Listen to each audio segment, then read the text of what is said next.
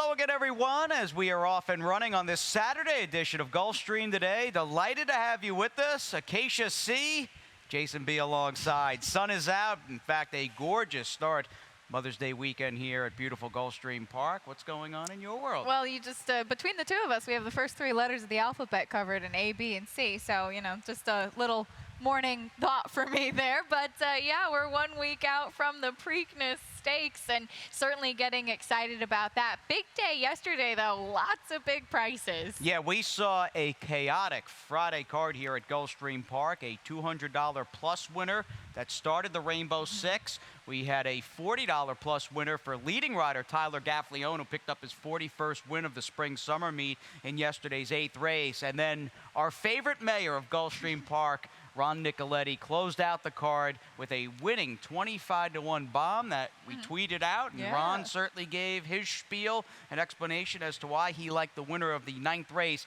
All that being said, though, Ronnie lost the Beat the Expert yesterday, which is kind of funny.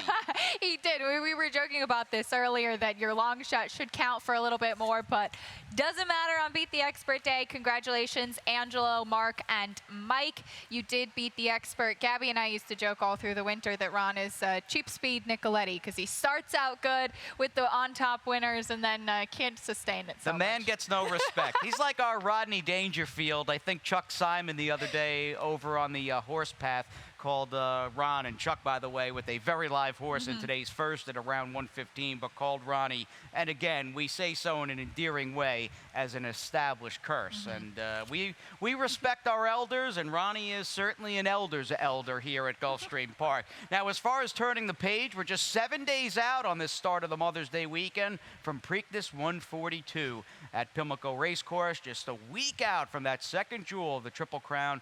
That'll culminate, of course, the 14 races with the Preakness Stakes, a post time of 6:48 p.m. And if you're heading up there like Acacia and Ron are, arrive early, because the first race post is 10:30. Yes, you don't want to be late for that. Of course, you can watch and wager right here at Gulfstream Park on that. As Jason said, I'm actually flying out tonight, so really looking forward to getting up to Maryland. Looks like we, knock on wood, have some good weather on tap for the rest of the week. So, again, really looking forward to a sensational Preakness. Not only that Preakness itself with, of course, Kentucky Derby winner Always Streaming and several other worthy contenders, but that undercard and Black-Eyed Susan Day as well, looking very strong. All right, all the trappings and trimmings of the one and only Preakness weekend at our sister track, Pimlico Racecourse. As far as what's on tap today, you asked, and we'll show you. In fact, we've got some money up for grabs off the bat, a little over $2,500. The dollar rolling super high five carryover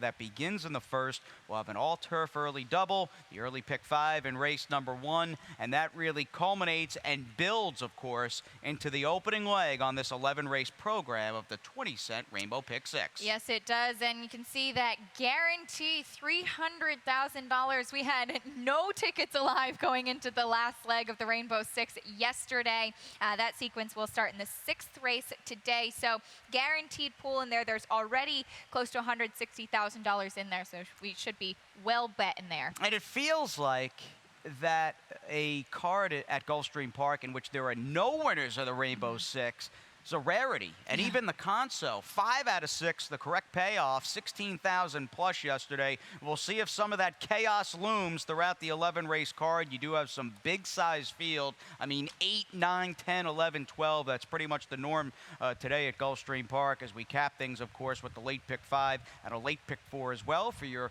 wagering pleasure on a fast and firm, sunny, picture-perfect Saturday afternoon for thoroughbred racing here in Hallandale Beach. And without further ado, we'll dive right into the first race here on the program. We'll start the weekend at 7.5 furlongs on the turf, a 3 and up, $12,500 maiden claimer, the opening leg of Saturday's early pick 5. And here's a little ticket back-to-back for me, $12 plays today. We'll go 2 deep in this one, and this was a race, Acacia. I thought the real sort of strength or nucleus of the first race were kind of posted mid-pack towards the outside, and I'm going to use the 8 and 9 to start things out. Cosentino and the 9 Last Lightning. We'll go 3 by 2 by 1 in the 4th, and then a 2-horse spread in race number 5, and hopefully we hit the thing for a very small $12 play. But getting back to the crew in the first race, I like Cosentino and the 9 Last Lightning. Who'd you take in the first? I like Cosentino as well. I think he has some speed. You have to respect Last Lightning. Early favorite, very early on in the wagering. My biggest concern is that he is kind of pace dependent, but looking at Cosentino, last time out he was forwardly placed and he was actually in a pack of horses coming around the turn, a couple starts back, when he ran behind Visky Jones. Then last time out, actually dead heated for second. Very big performance from him last time in his first start for Antonio Sano, so I think his speed will be the key. I like to see Edgar Zayas up too. Yeah, and speed is the operative word. I mean, we are coming off a Friday card where if you can get beyond the big prices and the fact that the tote board, as Pete Aiello so appropriately put it, was blown to smithereens, we were dealing with the main track that clearly was very kind and basically dominant as far as pace, lone speed horses were concerned. We saw one big kind of exaggerated margin on the dirt after another. Speed was friendly on the turf, but again, the turf was very fair and even towards the tail end of the program. And as far as closers go, the 9 Last Lightning does seem pace dependent. He's very much of a grinder here who also has to turn back slightly to 7.5. He does. And if you look at that race last time out, King Hood was making his first start on the turf. He wired the field that day. Blinkers do go on for Last Lightning. Maybe he will get out a little bit sharper. He was forced with a outside post last time, but I did give a little more attention to the number 1 Visky Jones, who also does have to break a bit sharper and work out a trip from that rail post position. Rallied very wide last time out as far as closers go. I've been chasing this horse for a while. He finally dropped to this level last time and did think that he could improve. All right, Smarty Jones has got a contender in Visky Jones in the first race. He's also got one in the second on the turf, the number 1 Scuba Sue, who is a hard-hitting, leather-tough mare by Smarty Jones, bred in Kentucky, and she will face 6. We go with 7 in the back end of an all-turf early double. The second, by the way, for 3 and up, Fillies and Mares. It's a $12,000 starter allowance optional claimer. You can take out the 2-0 out, and I guess a case of more or less between some of these tough old pro mares, you've got bragging rights on the line here because Scuba Sue's won 10 times. She's very much an East Coast horse and has really plied her trade well over the last few months down here at Gulfstream Park. And then you've got another 10-time winner coming in from the Midwest, Fairgrounds, Delta Downs, Indiana Downs, the 7 Fancy Madeline. It'll be interesting to see which one of those 10-time winning mares gets it done in the second. And a very good group, as you said. They both have a lot of credentials to offer and both have some speed. Now, there is a bit of a rematch in here as well between Scuba Sue and I Will Be Free. We'll backtrack to that performance from them. This was the last race out on April 22nd. The number 2 Scuba Sue out front.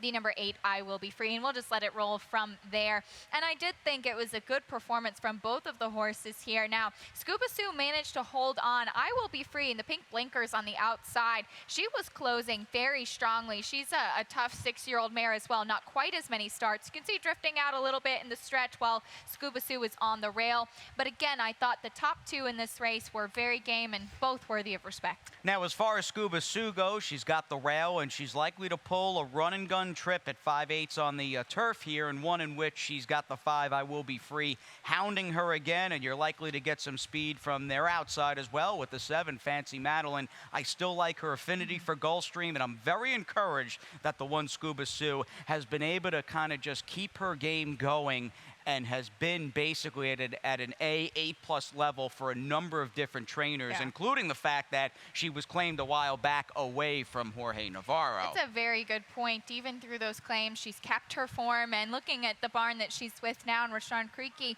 he's done an excellent job with claims actually just recently. And winners last time out on the turf, he's 4 for 12 and 7 for 12 in the money with an ROI of more than $3. Do expect this mare to be a short price. I actually used the number 6 Silver Sachet, who does go back to the turf after winning on the dirt last time out with a significant drop in class, but she's won on the turf against much tougher competition. She's a 5-time turf winner. She has some back class as well, so I will give her a little bit of play in here. All right, picking up Tyler Gaffalione and his first start on today's card. Again, your leading jock with 41 wins and the first rider doing so yesterday to hit that $1 million plus mark in earnings for the spring summer meet at Gulfstream Park.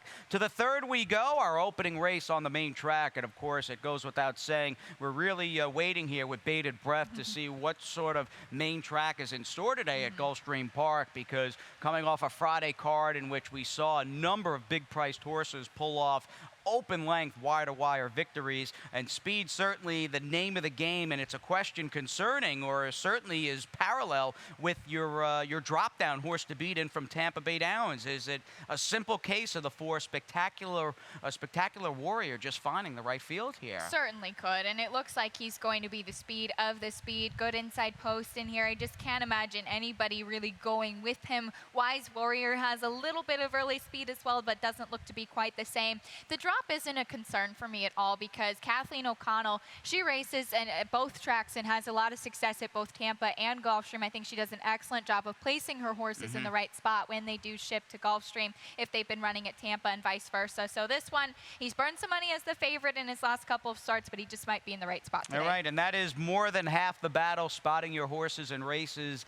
They are able to succeed, and Tyler again getting the call on Spectacular Warrior. Now inside of that will be the 3 bold stars, kind of a new face here, going off a trainer change to Keith Bourgeois, who overall over the last 5 years has got generous stats here. In fact, we'll take a look at one with this gelding by Silver Tree, who gets the blinkers on. This is Keith Bourgeois, just a very inclusive stat over the last 60 months, just first off a trainer switch, nearly 25% positive ROI in this one, although has not been a factor in 4 races to date. Maybe a change of scenery and going turf to dirt would help. You clearly agree, putting it second behind the big favorite.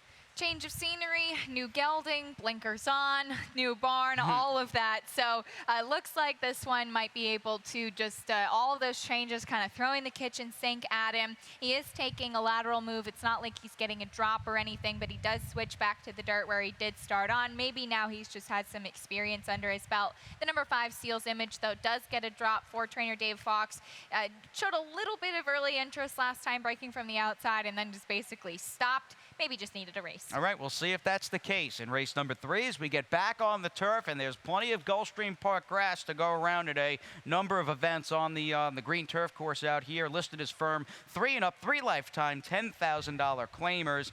We go with a field of 10 in this one, and Todd Pletcher's got a couple of horses, at least a couple, on today's card, including the 4 Giants Voice, as we backtrack to this Son of Giants Causeway's last start on April 15th. He was very much with the flow of the race, but he was able to win as the big even money favorite. He was, and I wanted to show this race because we'll just let it roll from there, because he does have some speed to him for sure. He took a significant drop in class last time. He had actually shown some races coming from off the pace, and I actually thought this race where he showed that speed was one of his better races. You can see some pressure to the outside from the number 7, but he really kind of re-rallies and does hold on, as then he gets the pressure again on the inside. Now, he is a 3-year-old colt, and he's facing some older, tough runners in here, but he did prove he could be competitive against that level last time. Still some reservations about him, as he does jump up from the non-winners of 2 to the non-winners of 3. And Jason, we were talking about that jump up before, and how that going through that condition sometimes is the biggest task. Yeah, and a number of horses are coming in off flashy wins, or at the very least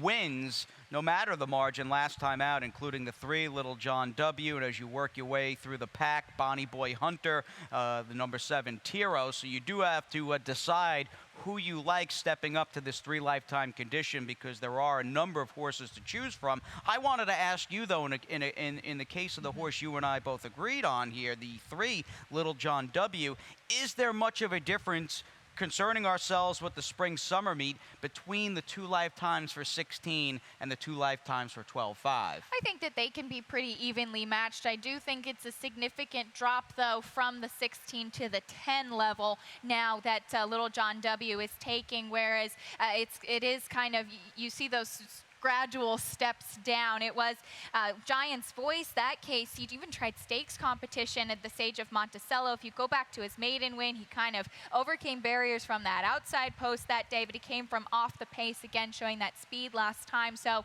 I think that throughout the summer, it can be kind of lateral between those two conditions. Now, Little John W., what I do like, though, is that he actually ran well against tougher competition in the non-winners of 2 in the $35,000 tag, and that is a big step up. That is much tougher competition than what he'll face today. And he's also third off the bench. So February to March, a bit of a freshening there, about 6 weeks for trainer Reed Nagel. And I just think Reed Nagel does an excellent job of horses that have that early speed. And when you look at this horse's Spire speed figures, he does jump off of the page. And he seems to run well from just about anywhere in the pack. I like the versatility. He's got a good post. So you and I trying to get Little John W. Hopefully the W stands for winning in race number 4 this afternoon on the Gulfstream turf. We also clearly respect, maybe me a little more so than you, but the 6 Weezagon Gray. And this brings up another fascinating handicapping element in the sense that a number of these, in fact, just about the entire field are coming out of restricted 2 lifetime or 3 lifetime claimers, where he was a pretty good third last time out in an open 10. Yes, he was, and he's actually an interesting one because talking about Ron Nicoletti's long shot, he got this horse home 2 times in a row, and he paid about $100. I'm going, win. Why does this horse sound so familiar? And when I standing out there cheering for him on, and that's when he wired the field and nobody could catch him. But lately he's been coming off the pace, and you're right, he ran well at that open company. So maybe Ron's long shot now at a shorter price will get home again. And clearly, our man Ron Nicoletti likes to talk, maybe even so brag about his previous exploits. Just kidding there, Ronnie. We love you. And Ronnie will be out. Oh, he's the best. Ron is an absolute legend. I've really enjoyed my first week at Gulfstream with you and him, and of course Pete up in the booth as we get on to race number 5. And of course the fans here in South Florida have been just terrific across the board. But anyway, the 5th race on the card as we bring on a group of 3 and up filly mare, $25,000 optional claimers at a 2-turn mile on the turf. Field of 7 ready to go. And getting back to trainer Todd Pletcher, you are a fan of the number 2 Chiquita, who runs against the number 1 Red Parasol. Again, they are coming out of a race towards the end of last month, in fact, April 21st, in which I think Red Parasol, although never threatening Starship Jubilee, who's been on a major tear and has really improved for trainer Tino Attard, I think Red Parasol just ran the better race. I really do. She certainly did. I will agree with you in that. And she is a 6-year-old mare as well. She's an 8-time winner. She's got that resume, if you will, for sure. But I'll give Chiquita one more try because she was very unsettled before the race last time out. And I think that that did cost her. And I think that early in her career, she tried coming from off the pace. Then they tried sending her to the lead. And I remember actually even asking Todd about this in the championship meet. And they just kind of found her home going to the front. Whereas last time out, she was faced with the tough runner in the likes of Starship Jubilee, and I think that she expended a lot of energy early on. Now, there is a little bit of other speed in here, certainly to her outside in Katinka, Stormy Alexis, but I just think if she gets in a good spot, hopefully she will be a bit more settled and a bit more professional today. All right, that is a very good nugget there regarding her headspace, and you'll obviously be keeping an eye on the number 2 Chiquita here in the paddock and the walking ring at Gulfstream Park. It is very tough, and we're not in the business of knocking people. That's not what we do. To be fair, though, Todd Pletcher has won 25% and upward stat after another when you start getting down and playing with the trainer statistics. Here's a food for thought. Not such a great move for the barn as far as the gargantuan Pletcher barn goes. Second off the layoff, going allowance to claiming, which Chiquita is doing today, just 2 for 17. And it's a 12% move. The percentage as far as in the money is up there. But again, you're dealing with some very short-priced horses. I just thought that was worth pointing out. And Red Parasol, if you want to claim her today, you can't. She was she's not entered for the 25K, and I liked her last race most recently against Chiquita. I will take her in the rematch, and clearly you think they are the big 2 in race number 5 as well. It's all about the big 6 for a jackpot guarantee of 300K. Keisha's ticket, a lot more coming your way after this quick timeout. At ExpressBet, we celebrate the champions that make horse racing great. That's why we provide more ways to bet from more places than ever. We've built an entire family of brands to give players more of the rewards they deserve. Give bettors the information they need to win and provide a community for horse bettors. Because the best way to support the champions of horse racing is to champion horse racing. ExpressBet. We are racing.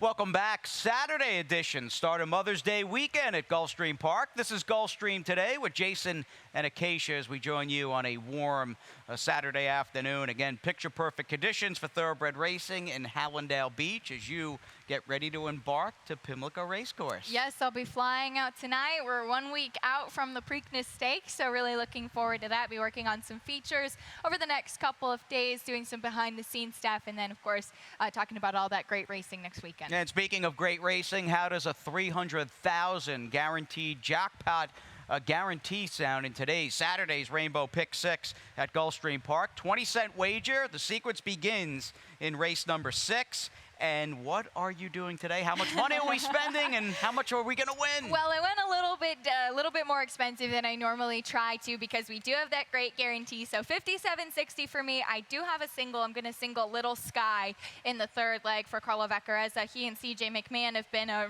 really potent duo later, and we'll get to that in a few minutes. But using 3 horses to start things off, a nice maiden special way. I love when the pick 6 starts with races like this, spreading with 4 in the 7th, single in the 8th, 2, 4 again in the 10th, and 3 in the nightcap. Again, $57.60. And you've got to go deep. I mean, and this is not just a shill. We work for Gulfstream and the Stronach Group. There's some races here towards the tail end of the card, even early on, that are just very, very hard. Now, the 6th race, depending upon which camp you're in, might not be all that difficult. And I say that fully admitting that the 4 Valdaco has got questions in the sense of, well, how many chances are you going to give a horse who's narrowly been beaten in his last few, was 4-5 last time and couldn't hold off a first-time starter? Is he the one? Well, he's the one to beat. Is he vulnerable today? Well, he is, and we'll show that race because I think that he's vulnerable for sure. He was bet down, as you said. He's the number 3, and we'll just let it roll there. And he got the lead. He was pressed by Berger, who did end up getting the win that day. He's a very nice runner for sure, but it wasn't, I didn't think on paper it was a hugely competitive field besides that one foe, Berger, the number 5, to his outside there. And you can see Valdaco, the 3, trying to hold on. He has that speed, but then I thought he was just kind of passed easily as they got down to the stretch. Now, that was going the 6 furlongs. He'll stick at this distance again today. He could be the lone speed. We've been talking about that speed on the main track. That could be the key. I think it's not now or never, but today is the day. Yeah, he's starting to run out of chances, and he's one, if you want to put a more modest Rainbow Pick 6 ticket in, maybe you single him. That might be my plan of attack, and just kind of it's like ripping the Band-Aid off, just getting that single. You'll know right away. Yeah, you'll know right away. So we wait to see. I'm most anxious to see how Valdaco runs today for trainer Gustavo Delgado, but there are some other horses in the race we need to mention, including your second horse, the 5 Halfback, who clearly, and it's a tough game, things have gone kind of awry with the horse, who they must have loved last August when he debuted and was such a big favorite. Absolutely, and you look at Halfback, he's actually my long shot play today. He's 12-1 on the morning line. I would love to get a price like this to start off that Rainbow 6 sequence because he gets the blinkers on. Now, you can imagine there were high hopes for him, but there have been some gaps between his races. So that's the question. He debuted in August. It was 5 months before he came back in January, found a sloppy track, and he ran into the likes of Malagasy in that race, who, of course, did go on to win the Grade 2 Rebel and 5th in the Grade 1 Arkansas Derby, and he was just running out of his skin in that race. And then we also saw 2 other winners in Lenstar and Diamond Jim, both getting buyer speed figures in the high 80s. So facing very, very tough competition.